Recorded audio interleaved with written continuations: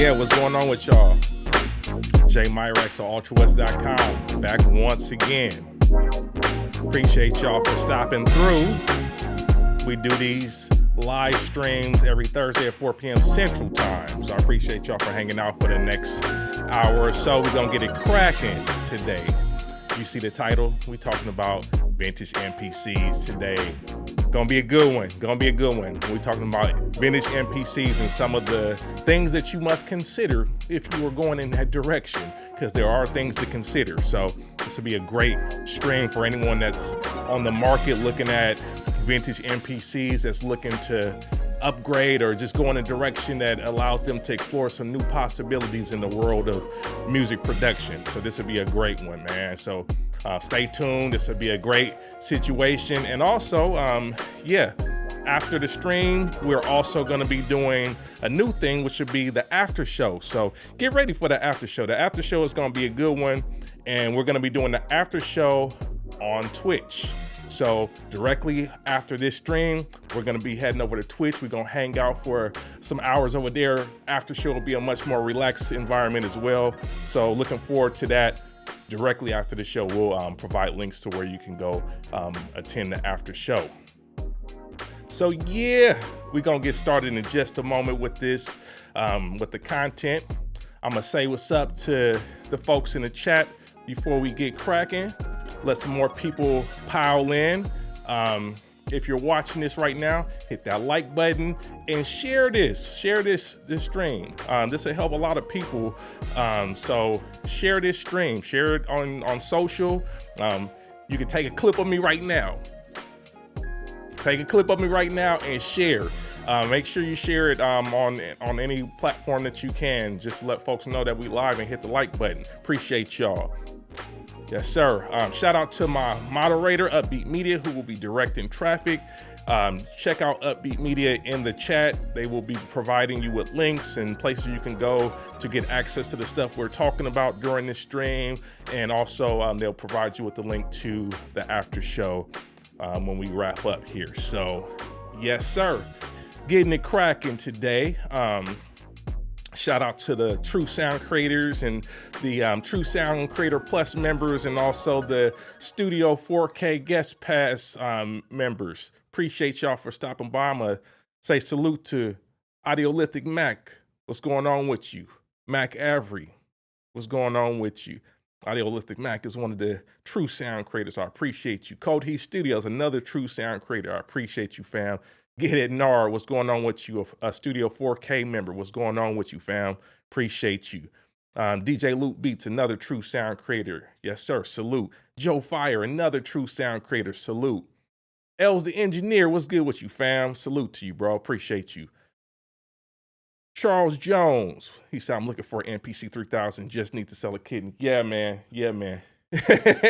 Hopefully you don't need to sell a kidney. You might need those. But yeah, we getting it cracking.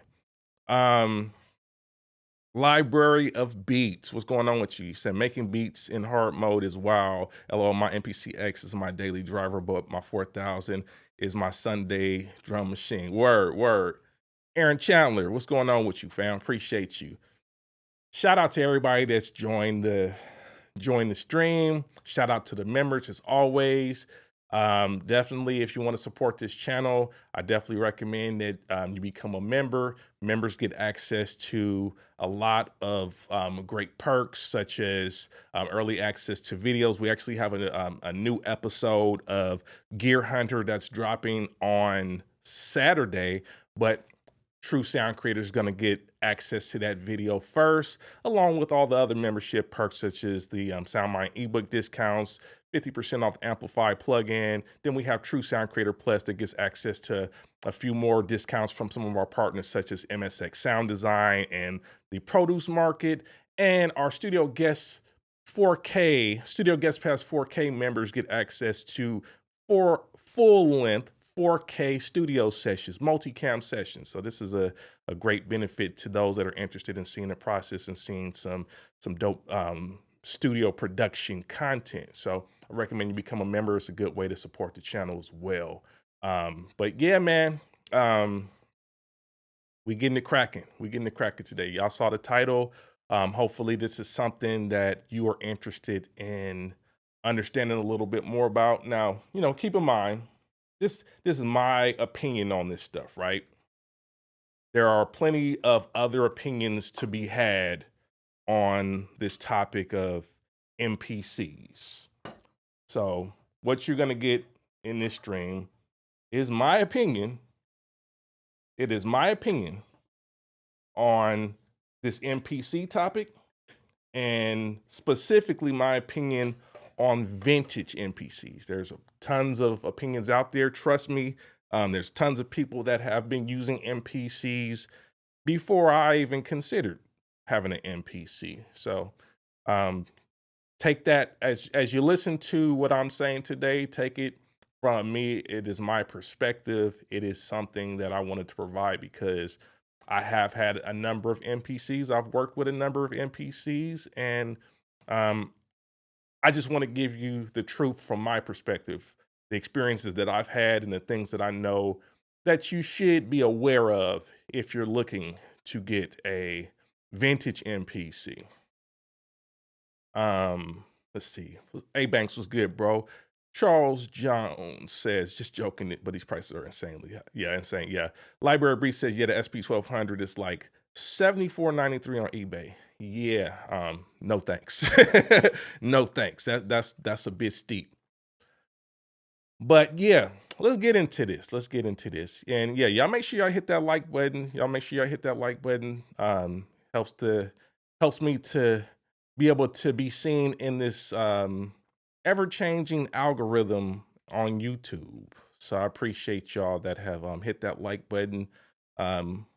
We will get started now with the programming.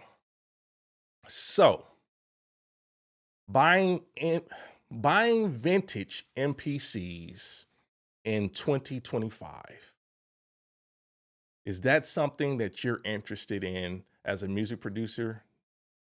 Have you started with maybe a more modern MPC, such as a MPC One or MPC One Plus or MPC Keys 37 or even an MPC Live II? Have you started with something like that and now you're hearing all the old heads, the guys with the fitted caps and the gray hair in their beard, and the guys that can't see too well? Have all those guys been convincing you that the MPC, the vintage MPC, is the next level?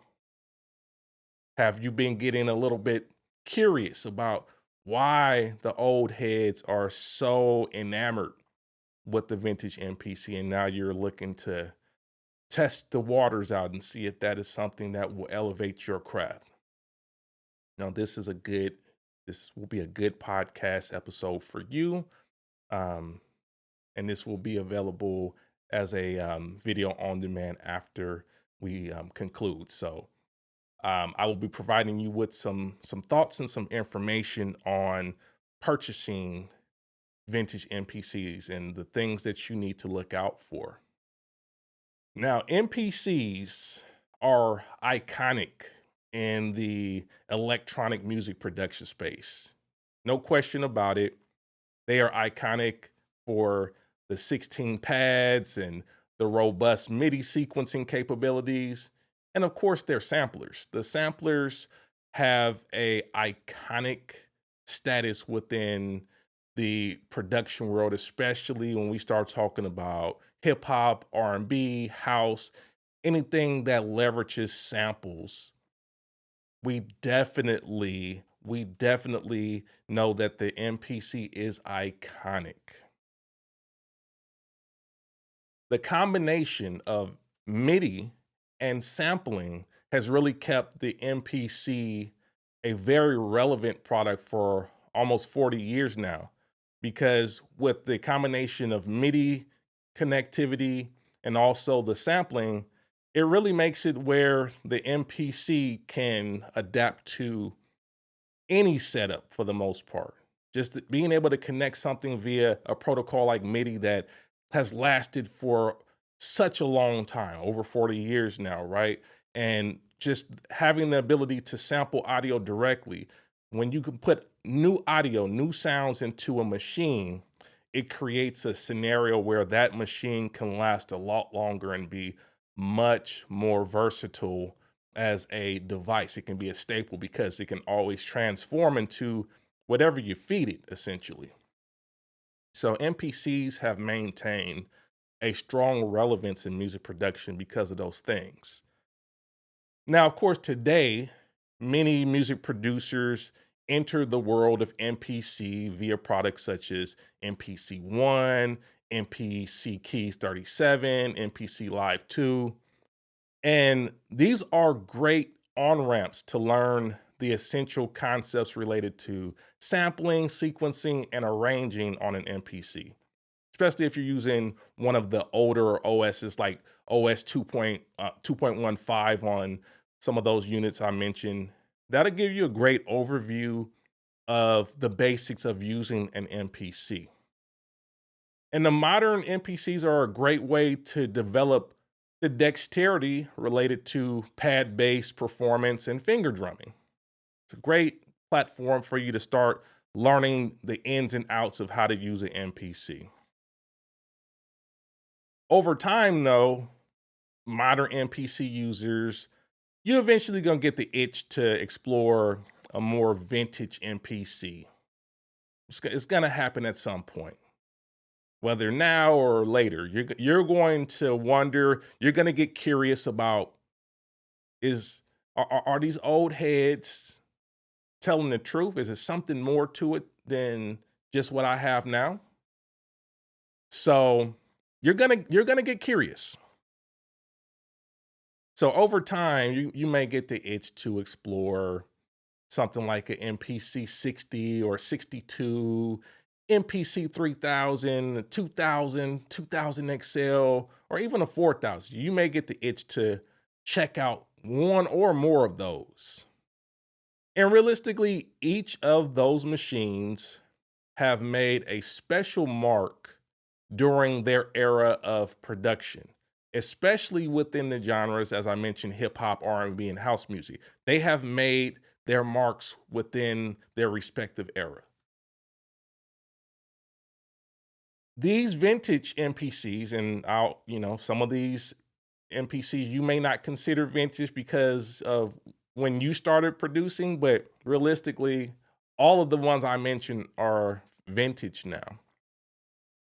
So each of those MPCs bring their own unique elements and functionality as they represent the technology and workflow paradigms of their respective eras. So they're all bringing their own thing that is relative to the era that they were released.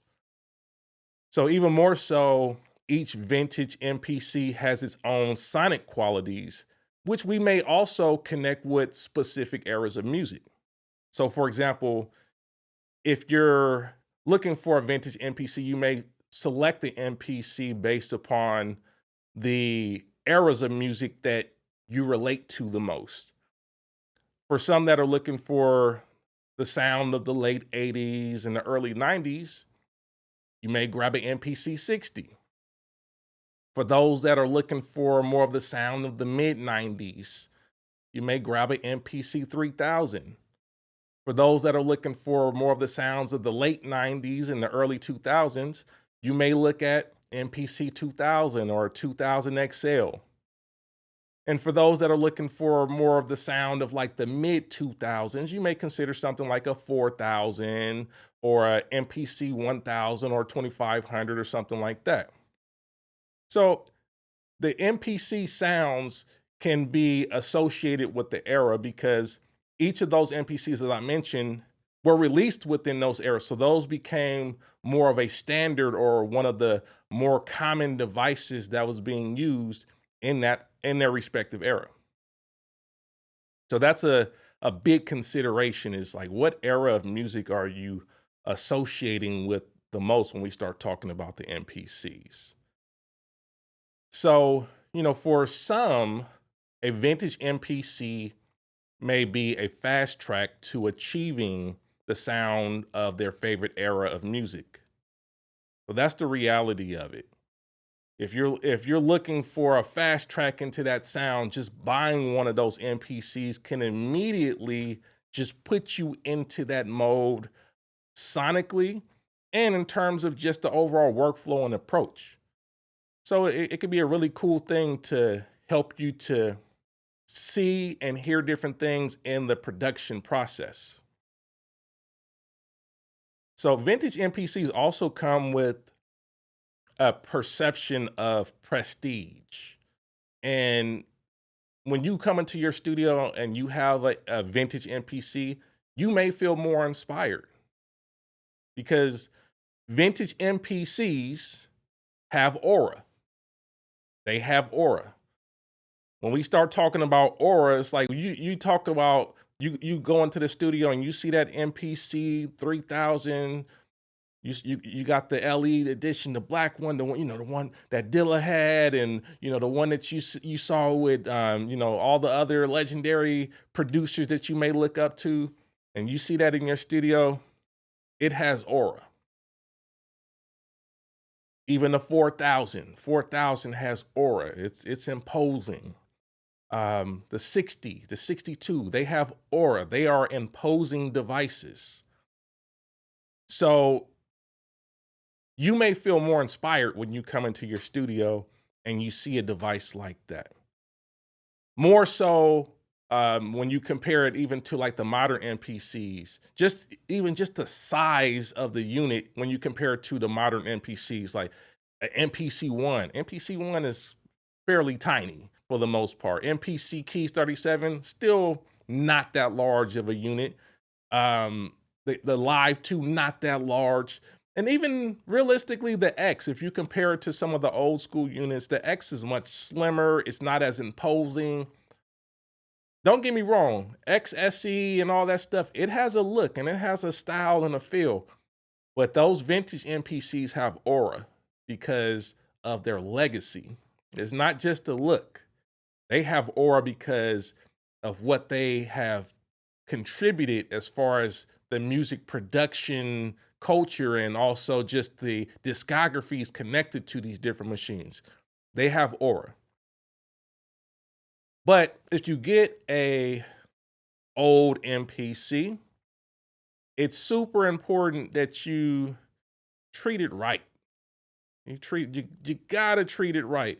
A lot of people get devices, hardware, whatever, and what they'll do is they'll start to they'll start to rationalize like, yeah, I'm gonna get this this hardware unit, but then you're gonna put it on some really cheap, like just super unstable furniture, and that's a recipe for disaster. These older MPCs are heavy.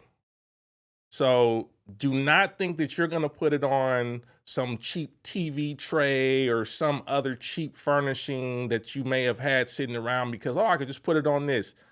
You want stability. You want something that's going to allow you to actually hit the pads with force and not be worried that you're gonna break the table or the furniture that you put it on. So one of the things that you must consider is the furnishing that you're going to house or to store this unit on. That's a big one, and I think a lot of people forget about that and just get so excited that they're just gonna get this piece of hardware, and then you don't have anything to put it on. So I got some recommendations here for that. So let's look over here. So Liquid Stands makes a collapsible audio mixer stand. Mixer stands are pretty nice for accommodating MPCs. As you can see here, this Liquid Stands, it's not too expensive, $75. It can hold up to 225 pounds securely, which is great. MPCs are not, don't get me wrong, MPCs are nowhere near 225 pounds. So this is plenty as far as being able to service the weight of an MPC. So that's an important one, and I actually use this particular unit. My SP1200 and my S3000 are actually sitting on top of this unit. So you can see that here. It's actually sitting right on top of that unit. So it's a pretty heavyweight. Yeah, you can see it there. It's a pretty heavyweight unit. You can see the SP1200 and the S3000 are very stable on here. I highly recommend this one if you are looking for something stable to put an MPC on. You may want to consider something like that. And I've put links in the video description to this stuff as we talk about it if you want to check it out. But what you put your stuff on in terms of furniture is important. It's super important. So that's one option. This one does not have wheels. It is a fixed. It's not fixed position. It's adjustable as far as the height is concerned, but as far as the mobility of it, it's pretty stable. It's not moving anywhere. So the other thing is, if you're looking for something that you can move around, you may consider something like this OnStage Mix 400. I've used these for a long time. My MPC 4000 is currently on one of these. Very stable. It's a staple as far as MPCs are concerned. Definitely can support your biggest MPCs. Like the 4000 is probably one of the biggest MPCs in terms of weight and whatnot. It supports that no problem. Never had any issues with this collapsing on me or anything like this. And this rolls around, which is great. So this is another good option as far as MPCs are concerned. So the furnishing, do not sleep on the furnishing. Like I said, I know it's exciting. You get your first MPC or whatever, your first vintage MPC, and then you think you're just gonna put it on whatever. Not happening. I don't advise it. You should be very careful with what you put your MPCs on, especially the older ones, because it's not like putting a 1000 or a one or even a live or something like that on a little cheap table. You will be crying when that mess falls on the floor. I promise you. So I know you probably didn't expect that, because it's like, oh, you got to get all this other stuff. If you don't have something to put it on, sir, you're going to have a very frustrating time as you tap the pads, and every time you tap the pads, the MPC is moving or it's wobbling, and it can be a pain. So the furnishing, make sure you accommodate it well with something that's stable. And like I said, I put links in the video description to the 2 units that I recommended here, because I actually use them. I'm not recommending something I haven't used. I've been using these for some time, and I know that those will accommodate an MPC, especially a vintage one. So beyond that, beyond the furnishing, right? Please understand, a vintage MPC does not, I repeat, does not have a quick workflow. I really need to really stress that here. The MPC does not, the vintage MPC does not have a quick workflow. So you must consider that as part of this conversation. All right, did we freeze up? Can I still be heard? Looks like we having some buffering or something going on, unfortunately. What's happening? Let me know if y'all can still hear me okay. Let me know if y'all can still hear me okay.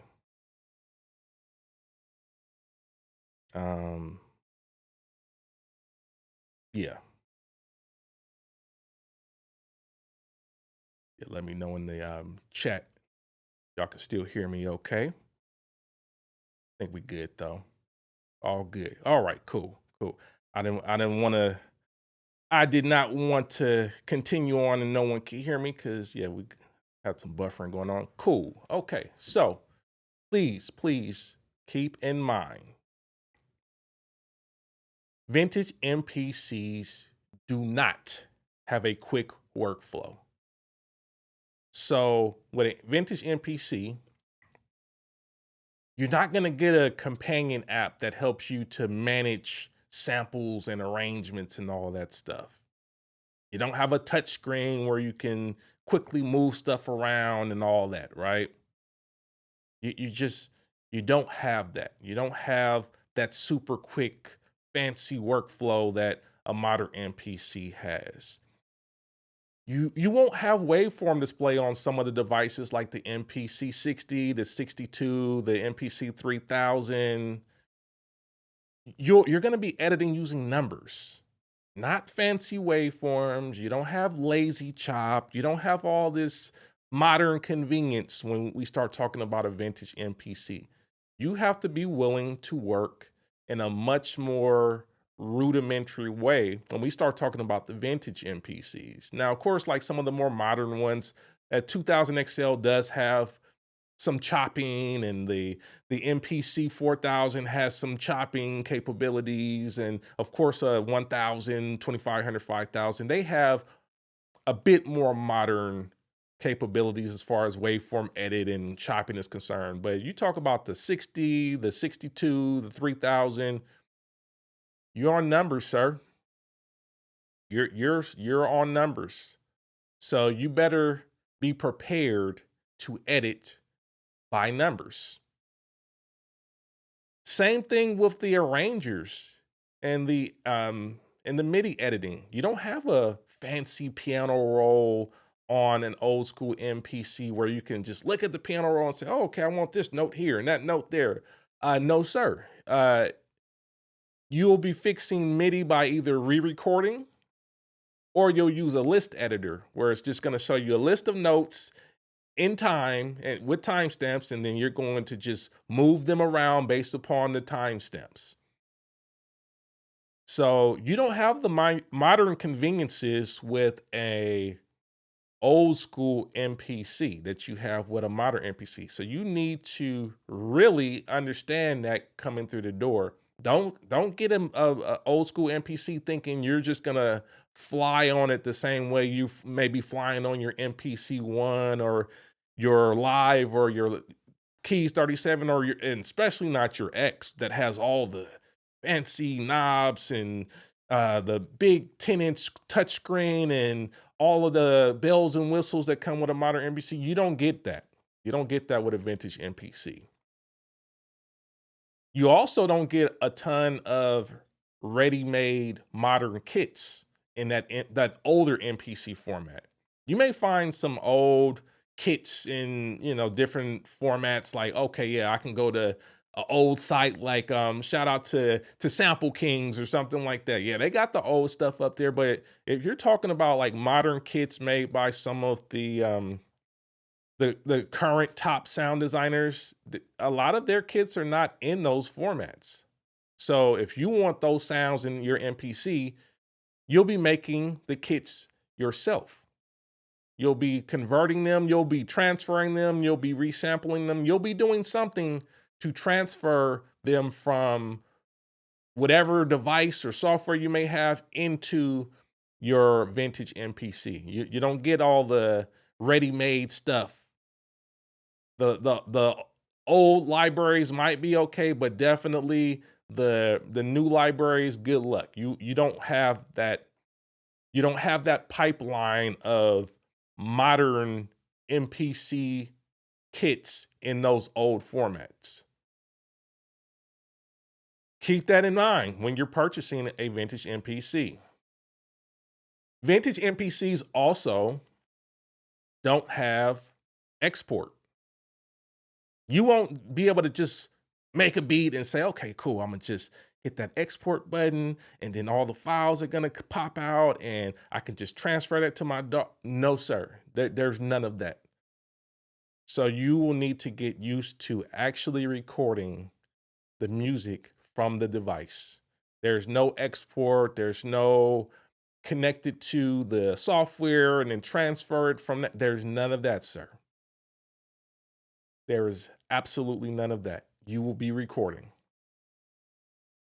So these are some early considerations that you may need to make as far as the old MPCs. One of the big ones when you start talking about vintage MPCs is storage. The storage is not modern as when you talk about stock vintage MPCs. When we say the storage on a stock MPC, typically like what a 60, 62, 3000, 2000 XL, 2000, those come with floppy standard. Floppy standard. So be prepared when you purchase a new MPC or an old school MPC. It's not new. When you purchase a vintage MPC, you'll need to address this whole issue of storage, because I'm pretty sure most of us don't have collections of floppy disks just hanging around. Well, I do, but most of us don't. Most of us don't. So you'll want to find a vintage MPC that already has an internal card reader of some sort. If you're going to purchase one, that would be ideal. But if you cannot find one that has it already built in, another thing you can consider is adding it on as a third-party option. So, you can check out something like MPC stuff. They have a great variety of additional parts that you can add on to your vintage MPC. So MPC 3000 internal SCSI SD card reader drive. That's going to cost you about $316, $320. That is an option. You can install that yourself, and that will give you the ability to then save your music and your samples on a SD card. So something like this, if you bought an MPC 3000 and it just had the standard floppy and you wanted to upgrade it, add at least $350 to the price point for that MPC so that you can modernize it. Now, there are other options. I just showed you one option for the drives. Now, there are cheaper options potentially that you can go for, but you have to keep in mind that there are a lot of compatibility issues when you start looking for additional drives and SCSI readers and whatnot to add to your unit. So you'll need to check compatibility. And one of the things I recommend if you're on the market for a vintage sampler or vintage MPC is to get familiar with the good people at MPC forums. Now, this forum has been around for a long time. MPC-forums.com is a great place to find out about what's going on with whatever MPC you're interested in.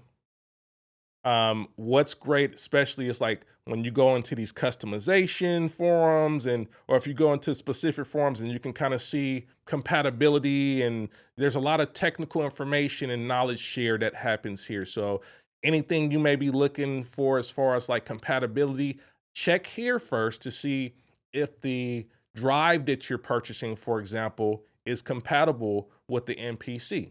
This will be a great place, a great resource in general for you if you're going to go in the domain of vintage MPC. So get familiar with searching for what you're looking for on that site.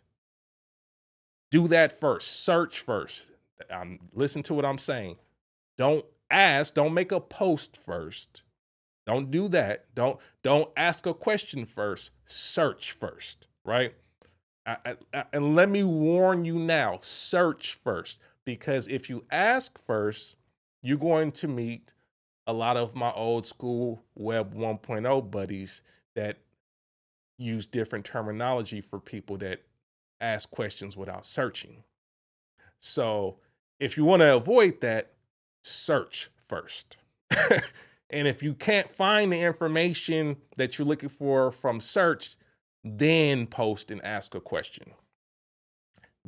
That's just a quick tip as far as using some of the Web 1.0 websites like a MPC forum, because the community is still there and they've been here for a long time, but they will also put you in your place if you don't come correct. So just keep that in mind. But it's a good resource, good information there. So I recommend that you, if you're looking to get like a third-party option for a card reader or something like that for a vintage MPC, search there. The next thing to consider with vintage MPCs are the screens. Now, screens on vintage MPCs are old. You're talking about, my 4000, we're still talking about it is 23 years old. You are bound to have problems with the screens as these units age. It's just it's a fact of life. That's just going to happen. Some telltale signs. One thing that you need to look for is, does the backlight still work? When you turn on the MPC, if it just looks like, an old calculator without the light, the screen looks like a calculator screen, no light behind it, you need to change out the backlight for that unit. So that's a telltale sign. You turn it on and it just looks like a calculator screen at that point. The other one is if you turn it on and it looks like a calculator screen that's been dropped, with the lines through it where you can't read the actual text and the numbers, definitely you're going to have to replace that screen. And the screens are another expense you just have to consider. You can go back to MPC stuff, and they got screens for the old MPCs as well. This one will work for the MPC 3000, the S3000 XL, the MPC 62 and 60. $245 to add on top of whatever else may be going on with this. But a consideration, if you're going to get a vintage one, make sure that you're aware that the screens do go out and you may need to replace it. And the reality is, replacing the screen is on you. It's your MPC. I mean, most of us don't have the luxury of having a shop in our neighborhood that we can go down the street and just take it over to our favorite tech, Bruce Forat, and say, boom, okay, Forat, hey, my screen is messed up. Can you install a new one for me?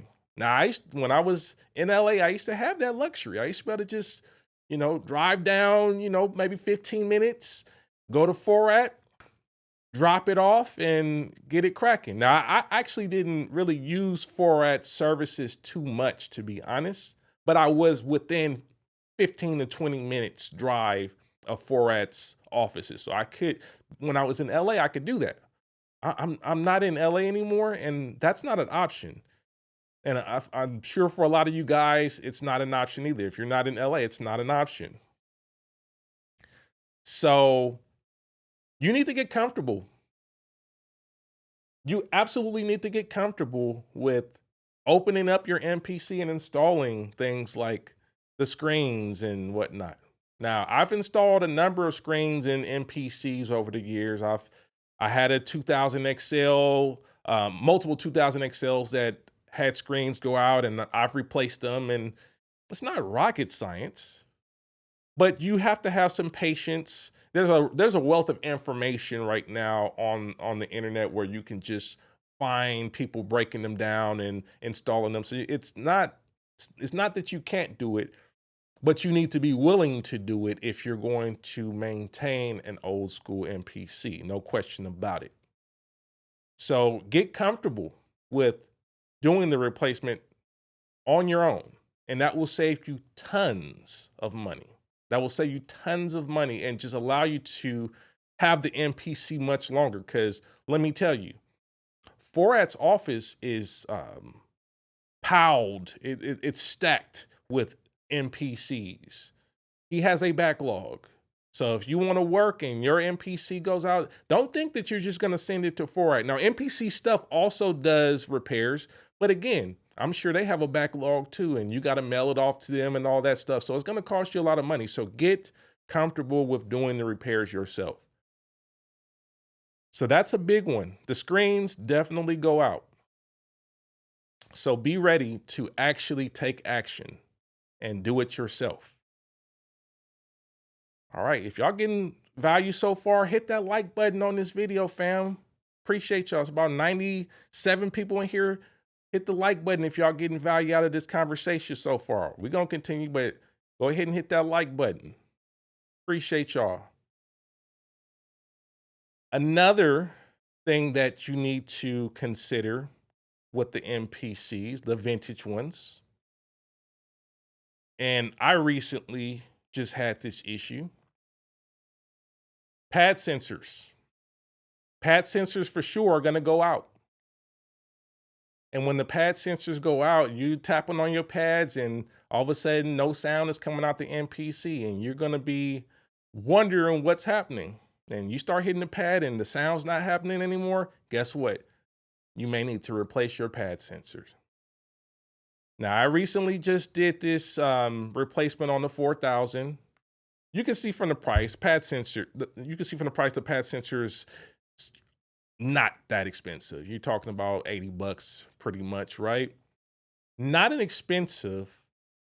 very expensive part, but it still takes some time. You got to wait for it obviously to come. And then you got to, again, you're doing the installation yourself and you better be comfortable with opening up the MPC, remembering all the layout of the different screws and whatnot and the different components. And then you're going to have to tape or glue that. It kind of it's a sticky pad. So you basically, it has a sticky adhesive that you essentially will adhere to the unit. And then you're going to install this ribbon cable here into the board and then close your stuff back up and get running. But it takes some time. Don't get it twisted. It will take some time. So you better be willing to actually take that time and actually do the repair. So it took me maybe about an hour total to like do the repair and validate it, test it, make sure it was all good, and then close everything back up. Took me about an hour to do. So be very aware that different parts will fail on an MPC when we're talking about vintage MPCs. MPC stuff will be your friend if you're talking about vintage MPCs.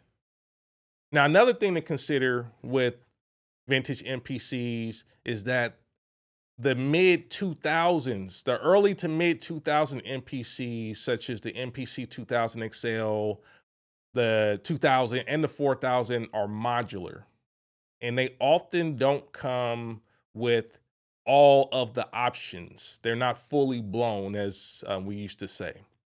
So oftentimes you'll find one that maybe only has stereo outputs. And when you're talking MPCs, like vintage MPCs, you want a fully blown MPC so that you can track out with 8 outs. Because like I told you earlier, there's no export. There's just no export. So in the ideal case, you get an MPC that has multiple outs so that you can actually track out your music in a reasonable time frame. So I recommend getting an MPC that already has the 8 outs installed. So your 60s, your 62, your 3000, those already have the 8 outs standard. But once we got into that late 90s, early mid 2000s, Akai went modular. So you can kind of just build your configuration based upon how much bread you had. If you only had a little bit of bread, you had just enough to get in the door, yeah, you could just get the base model with the stereo ins and outs, and it's all good. But if if you was one of the ballers, not really, but if you had a little bit more money to spend, then you can get a fully blown unit. Now, if you can't find a fully blown unit, but you found a very clean MPC, one thing you may consider is, okay, well, you can add the individual outputs. Again, MPC stuff will be a good resource. This is an example of the 8 output expander for the 2000 and 2000 XL. That's going to cost you about $379. So, and they're saying for sure here, we only have available in used right now. So you're going to get a used unit here. And this will allow you to upgrade a stock MPC 2000 or 2000 XL with 8 outputs, along with the digital I/O, which is great. This will allow you to have a much better tracking out build capability.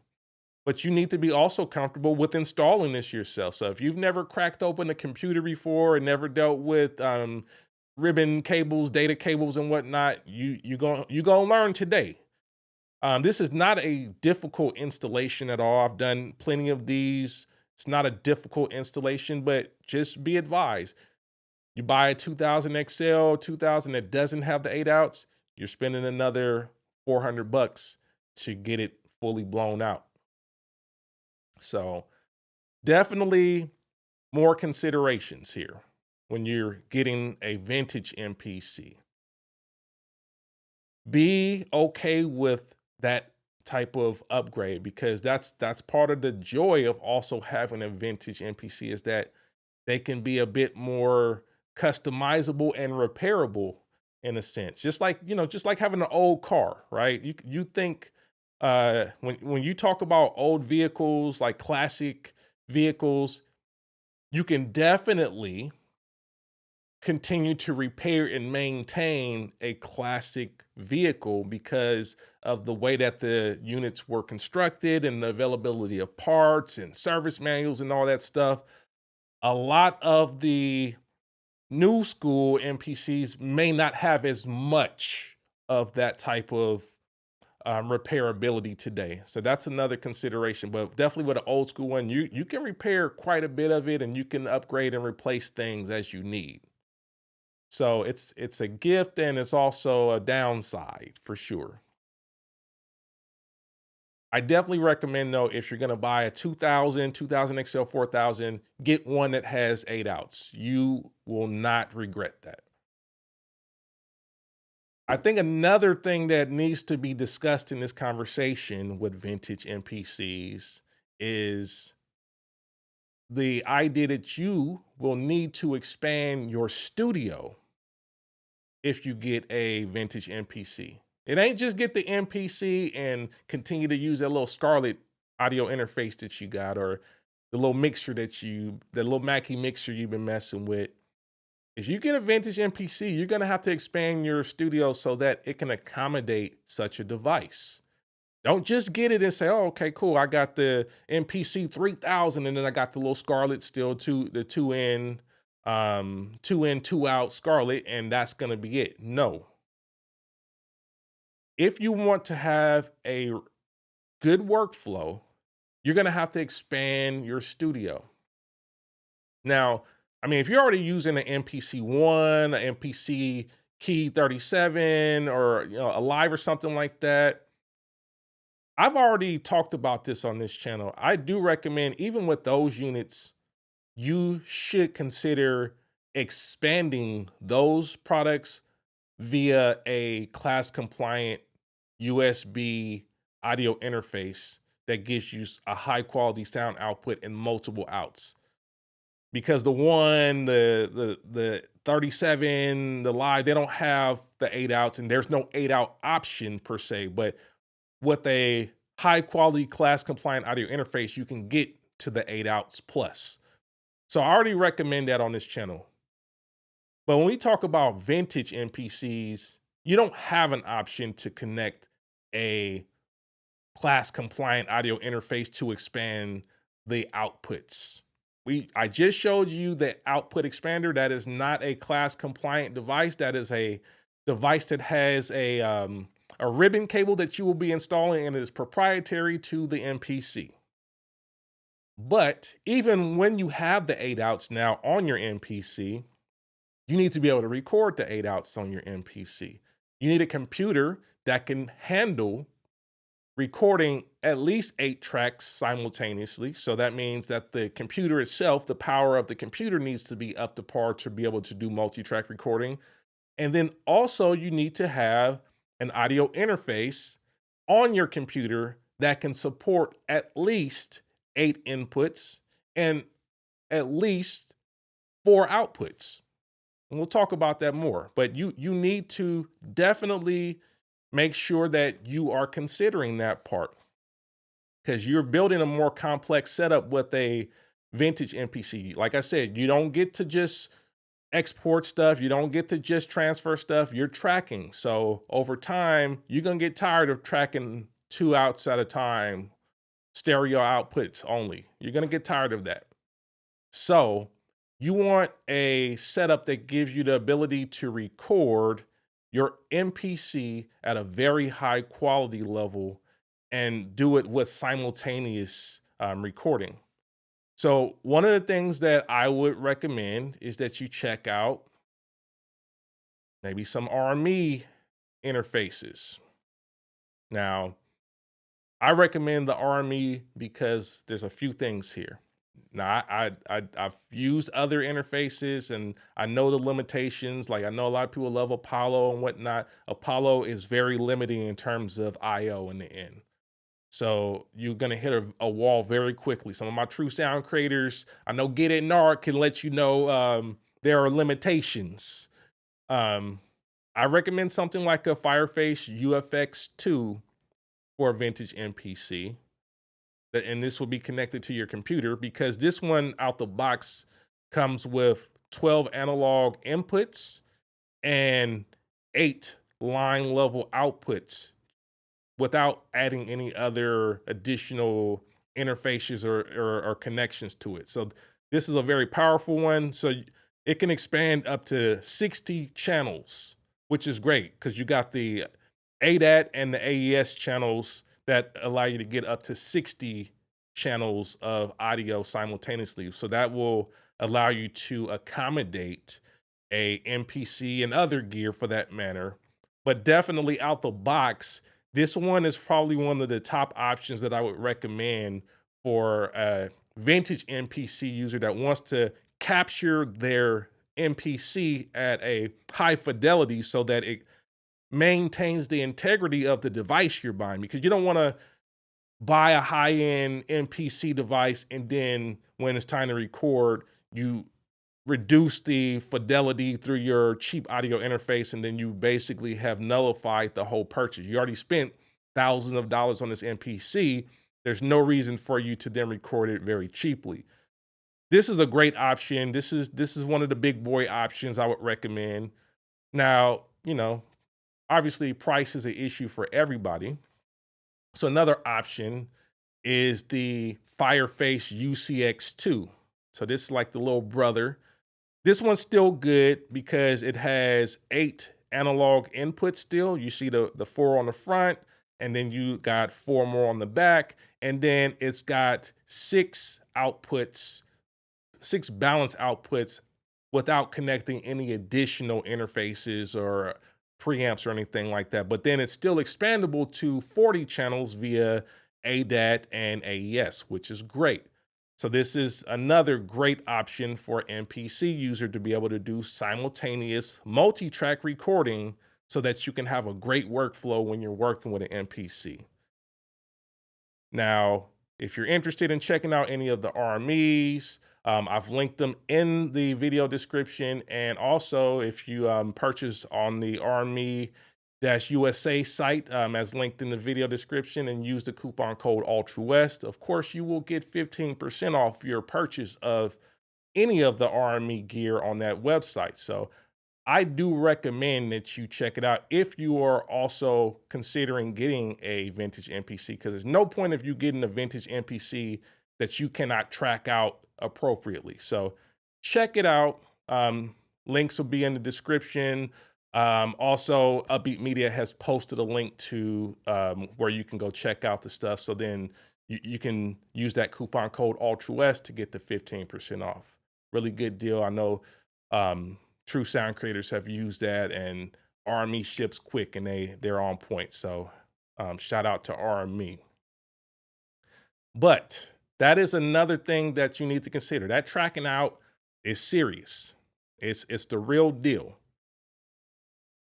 So the other thing is you need to also consider vintage MPCs are best utilized when recording audio directly into the inputs of the sampler. So I know modern technology, modern MPCs have created this paradigm where we're used to just being able to download from the cloud or transfer from the computer or load from a smart or a SD card or a compact flash card if you're using one of the 2500s or the 1000 or the 5000 or something like that. Even the 4000, you can connect the USB 1.0 device to it and transfer if you need to do that. But realistically, vintage is about recording. It's about recording. So if you're not prepared to record, don't get a vintage MPC. You're not going to get the benefit by just trying to drag and drop or trying to load from a disk or some other device. Get used to recording. And in order to get a good workflow with that, again, what we just talked about with the audio interface is super important, because if you have the right type of audio interface, what you can do is essentially route, say, output 3 and 4 from your audio interface into the input of your MPC, and therefore any sound that is on your computer can be immediately sampled through the audio inputs into your MPC. So that's why you want an audio interface that has at least 4 outputs, so that you can at least dedicate 2 of the outputs directly into the input of the MPC for a very quick workflow. Super important. That's another reason why I also recommend RME, because RME has a great routing system. The total mix system is very flexible as far as routing, so you can route the inputs and outputs very quickly to different destinations in your studio. So you should definitely be prepared to record audio directly into your MPC. All that whole downloading stuff and all that, no, not with the vintage ones. It is very important, ultimately, to understand that vintage MPCs are an investment. I do not recommend vintage MPCs for cost-conscious studio owners, because the rabbit hole of purchasing related to an MPC is deep. It is very deep. It doesn't just stop at buying the MPC. The rabbit hole goes so deep, and you will be shocked at how much you really need to invest in order to get a great workflow and also a great sound with the MPC. Now, I tried in this conversation to provide an overview, and of course, we didn't cover all the additional signal processors and other tools that'll help you to expand your sound and your recording. We didn't talk about preamps and other signal processors to color the sound and do all kind of interesting stuff. That's the next level. I'm just talking about the basics for you to be able to at least start recording a vintage MPC. And at minimum, you'll need to invest in a recording setup to get the most out of that gear. You also need to understand that buying a vintage MPC implies that you are going to be invested in the upkeep and maintenance of that product. It's on you. It's like I told you, it's like buying a vintage car. You buy a muscle car, you buy a vintage muscle car, and you want it to look good and also actually be able to run and not just be like a garage queen or a shelf queen or something like that.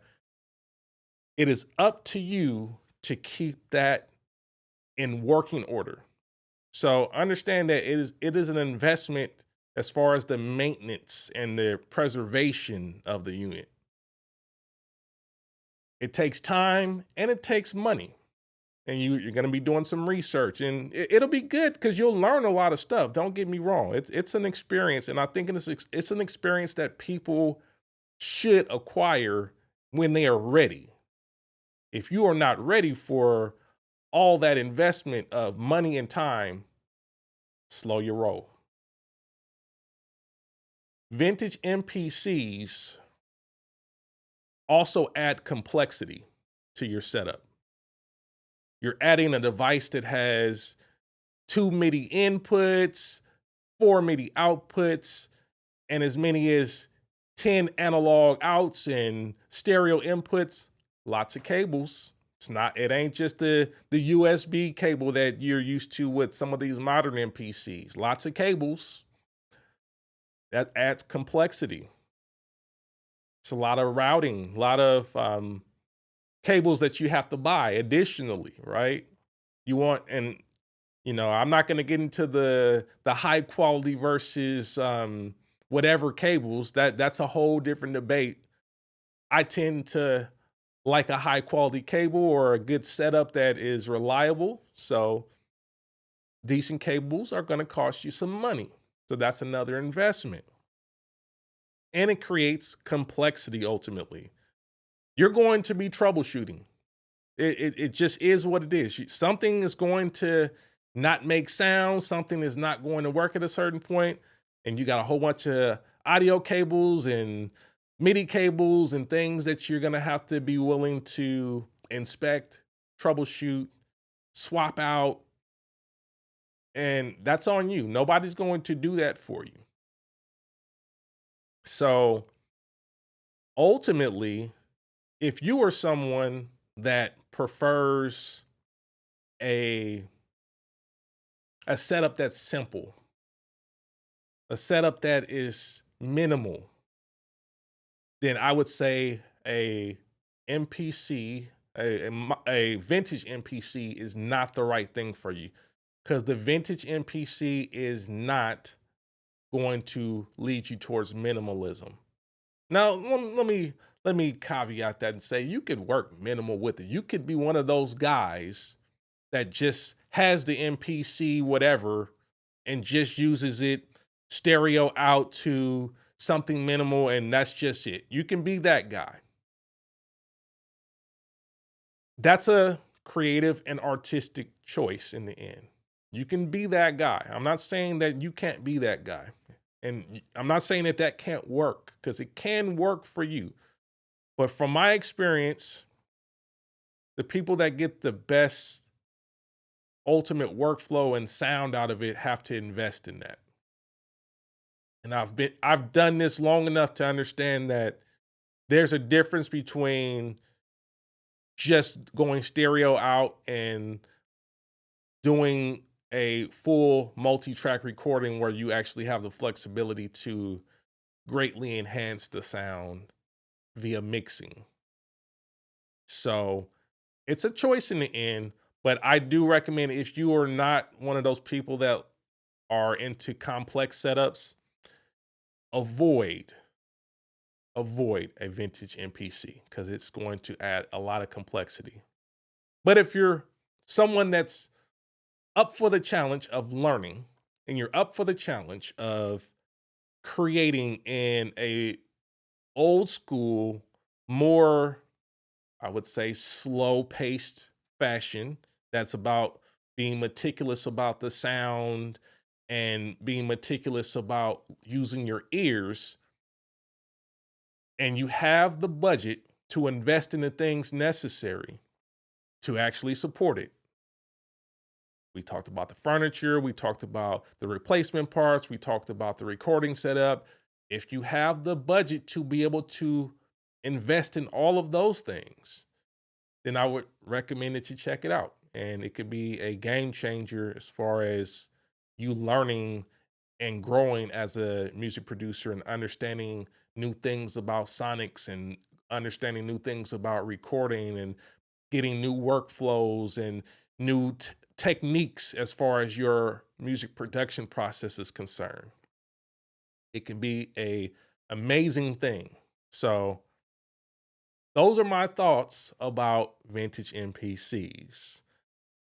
If you got some value out of that, make sure you hit the like button. Hopefully that helps some of you guys to get a reality check about the vintage MPCs.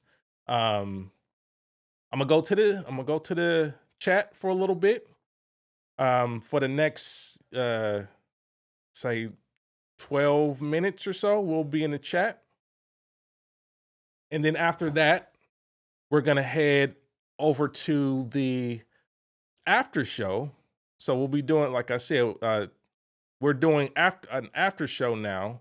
So the after show will be over at Twitch. So be prepared to shift gears. The after show will be a much more relaxed situation. But if you're ready, if you want to continue the conversation, get ready for the after show, which will be at Twitch. That's the address.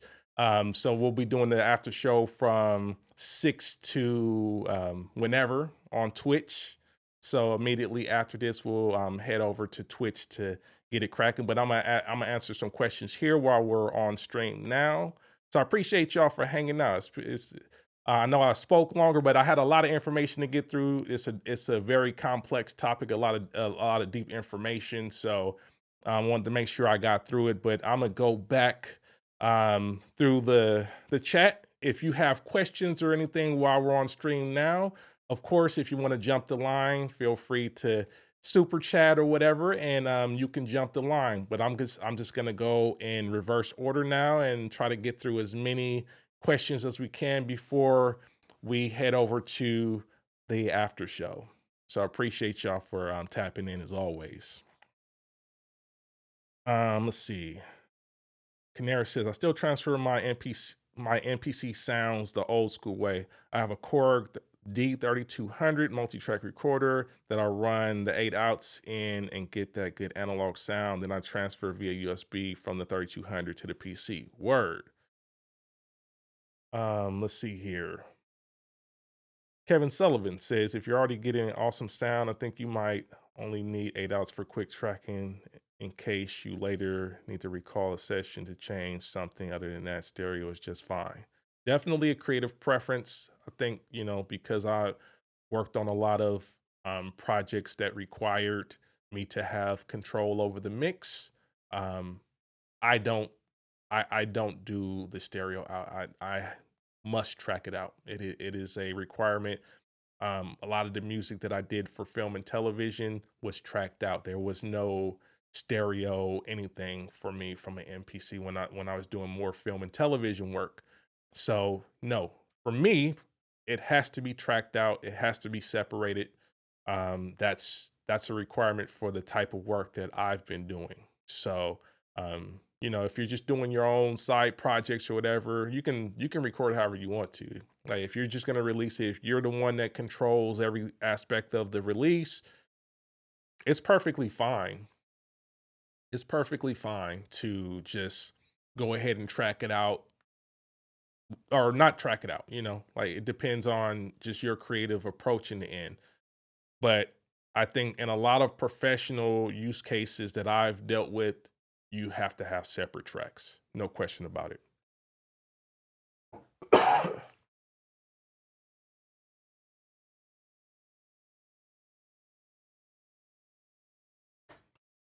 Yes, sir. Jay Finn says, I respect MPCs a lot. I don't do well with the workflow, so I'm using Akai Force instead. Word. Yeah, it's not for everybody. It's definitely not for everybody. Canon says the advantage of having an MPC 3000 is the sound quality for me, but if it breaks down, I will need to spend money to have it fixed just like any other equipment. That's the downside. Absolutely. Absolutely. Room at the top, another true sound creator. He said, I use an MPC 500 through a SP555 for live jams, but for series projects, it's the 2K XL or 3K with the individual outputs through my mixer. Word, word. Now, I'm gonna stall you out on the 500. The 500 though, I had the 500 too. I would say out of all the MPCs I've used so far, that's the one that I would say I connected with the least. It's a personal thing, as with any gear, but just the 500 for me, yeah, I'll leave it at that. I don't have it anymore. Don't have it anymore. Aaron Will says nothing worse than loading a bunch of floppies on the MPC 2000 XL. Preach, preach. Kev West was good what you found. Hope all is well. He said, I'm genuinely surprised that young guys are interested in MPCs, aka Unk gear. I've been out of the beat game for a hot minute. Are people still talking up the MPCs as the holy grail? Yeah, I mean, MPC has had a major resurgence, especially with the modern MPCs like the MPC One, the MPC Live, the Keys, the X. MPC is definitely a factor. It has not gone anywhere. I would say it's probably has more exposure than it's had in a very long time. And I think eventually people will get interested in the vintage ones as well. And when that happens, hopefully they see this video and they get the reality check so they know what time it is and don't just think that they can switch from one of these modern MPCs to one of those old ones and have the same thing going just with the old school approach. It's not going to happen. DJ Loop Beats, appreciate the super chat, fam. Thank you, bro. Appreciate you. Let's see here. Trader to Living says, fair enough. I can agree with that. Okay, I'm not sure where the context is there. Appreciate that though. Aaron Will says, the only outboard gear I need to add is a Technique 12 SL. Word, word. Maximus was good what you found. He said, definitely can get expensive. Absolutely. Absolutely. J Finn says, I always suggest to have a separate mixer involved. It makes sense, easier to be hybrid. A mixture can be a good thing. But like I said, in my situation, I recommend the audio interfaces that I mentioned because that will give you the most direct way to record and a high quality sound on the recording. So that's why I recommend that direction as opposed to a mixture. I think if you want mixture, you kind of have to spend a little bit more money to get something that's of a high quality standard. You can get decent quality stuff with a mixer, but I think once you spent a couple thousand on an MPC, it makes no sense to run that through a $300 mixer. I'm gonna just keep it a buck with you guys. Like I don't recommend that at all. So if you already spent $2,000-$3,000 on the MPC, please don't think that it's just good enough to put $500 mixer. No, because the most important aspect of your studio is your recording chain, not the MPC, not any of the samplers. The most important part of your music recording studio is your recording chain.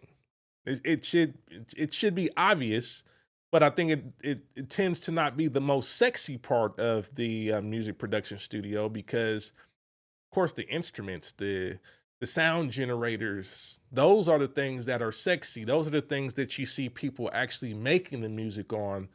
But the most important part is your recording chain. And if you don't get that straight, then all the other stuff you add to it just you're kind of undermining it with inferior equipment at that point. Let's see here. Keyflow said, "What's going on, Keyflow?" He said, "Mono price are great. Mogami is OD." Where, I mean, I definitely have some Mogami for my studio, but I definitely Um, I definitely understand the sentiment there. Um, but yeah, I think you need to find a high quality a high quality cable that you can afford. I'll say it like that. Um, let's see here. Room at the Top Studio says you need analog cable looms for a vintage MPC. Yeah, yeah. Get it, Nar. What's going on with you, fam? He says deep. I I brought a 2000 XL for 100, and I'm sitting at about 900 later. Yeah, I told you it's it's a deep rabbit hole. Just because you got the unit doesn't mean that it's over. It's you get the vintage MPC. Welcome, welcome to the beginning of your life, your new life. Being a cable purchaser and parts purchaser and MPC repair person, and also eventually a MPC beatsmith as well. Don't get it twisted. You'll eventually get to that as well, but you got to make sure all your bases are covered first.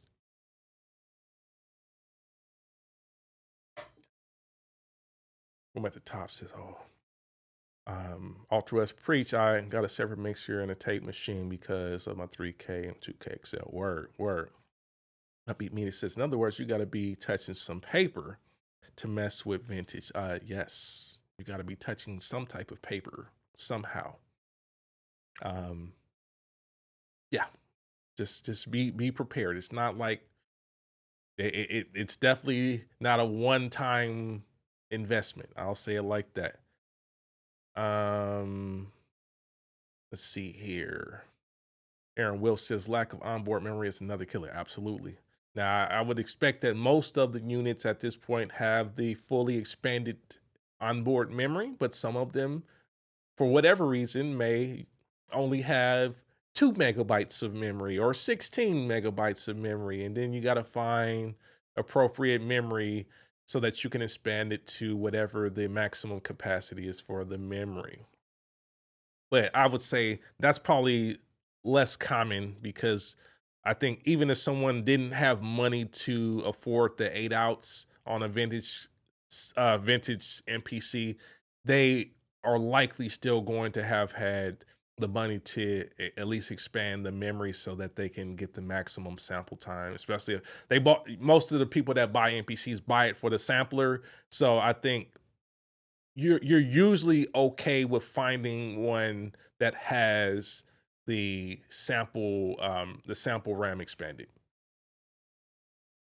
JFin says RME and Audient are my favorite. I use Audient for my interface and RME as my D to A monitoring. Dope. Let's see here. Normonster, what's good? Another true sound creator says RME supports the products they make for life. See, another plus for RME. Salute. Yes. Room at the Top Studio says my 2K XL and 3K are both have individual outputs, and I don't save to floppy or compact flash. I export through the 8 outs to my mixture, then either into Logic or into Tascam TSR8 tape machine. Okay, that's what's up. DJ Reed Street. I don't know what you're shaking your head for. Georgia Muscle Films was good with you, fam. Appreciate you for stopping by. Let's see here. Let's see here. Trader to Liver says I use the 8 outputs into an analog mixing deck just to process EQ and add effects to individual tracks. What other purpose does the outs have? Well, that's what allows you to actually record. Like I said, for me, when I'm working on different projects that I need to mix or even turn in, depending on what the application is, I need separate tracks. So I'm recording all of the sounds separately so that I have flexibility in the mix, or that if I'm working, like I said, film and television work or whatever, I need to have the flexibility to be able to deliver individual files. A lot of the film and sync work that I've done require individual files. So That's why I use the 8 outs. Like I said, if you're just doing stuff in the house or whatever, you can do whatever you want to. But I'm trying to give you the perspective of the professional using the MPC so that you understand that it doesn't stop at just the stereo ins and outs. Let's see here. Juke179R says Scuzzy for the win. Yeah, I'm not doing too much of the Scuzzy these days unless it's installing via the internal Scuzzy. Yeah. Keyflow Music says, yep, clip the converters in. Yes, sir. Yes, sir. Kev West says, how do you feel about something like a 2500 in today's market? It has 8 outputs built in. Of course, I had the 2500. One of the first, actually not one of the first, the first video that I made on YouTube was using the 2500 17 or 18 years ago. I think the 2500 had a more modern workflow than like the 2000 XL. I think sonically it lacked in some regards. It didn't have the greatest sound as far as MPCs are concerned. So relatively, I think it's not. I didn't really list it as one of the ones that you'd buy for sound. It's still, I could say it's a vintage machine at this point, but I think it's not a holy grail vintage machine, so to speak. I'll say it like that. Room at the top still appreciate the super chat, fam. He says if you were about in the 90s doing music, then you know what kind of setup you need to use a vintage MPC, MPC to mixer to MPC to mixer to tape to mixer to DAT. Word. Yeah, if you've been doing music for a while, I'm sure you have built a workflow around how you want to use an MPC. Now, I'm not sure that I would recommend people run out and get a tape machine either, especially if they just got their vintage MPC. I think you need to learn how to actually use that MPC first before you start jumping into then tape and having to deal with the workflow that comes with using the tape and the maintenance that comes with using a tape machine. So that's why I recommend audio interfaces today. I'm talking about using it in 2025. So that's why the video is titled the way it is. We're talking about in 2025. Now, if you already have a tape machine or you already got access to a tape machine and you understand how to use that, hey, I mean, sky's the limit. Like once you talk about analog outputs and whatnot, the great thing about analog outputs is you can route them to anything that accepts a analog IO, basically, right? So it's flexible and you can work however you want to work. That's the reality of it. In here, we are team hybrid. So what that means is I'm not DAWless. I'm not just in the box. We are going to use hardware with computers, and we're going to use it in a way that optimizes the workflow and gets the best use out of all of the systems that are connected. So that's what we're doing. We are hybrid in here. So very important to understand. That is my perspective, but you can work however you want to work in your studio. This is just my perspective.